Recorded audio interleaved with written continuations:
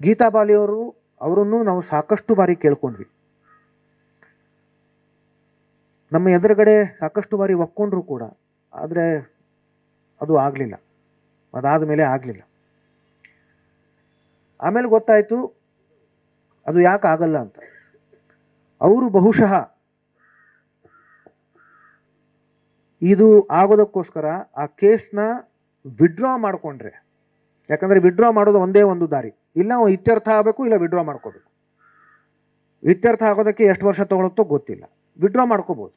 Withdraw ಮಾಡಿಕೊಂಡ್ರೆ ರಾತ್ರೋರಾತ್ರಿ ಅವ್ರ ಸಹೋದರರು ಅದನ್ನು ಮಾರ್ಕೊಂಡ್ಬಿಟ್ರೆ ಬಹುಶಃ ಆತಂಕ ಆಕೆಗೆ ಇರಬಹುದೇನೋ. ಹಾಗಾಗಿ ಆಕೆ ವಿಡ್ರಾ ಮಾಡ್ಕೊಂಡಿಲ್ಲ ಅದನ್ನು.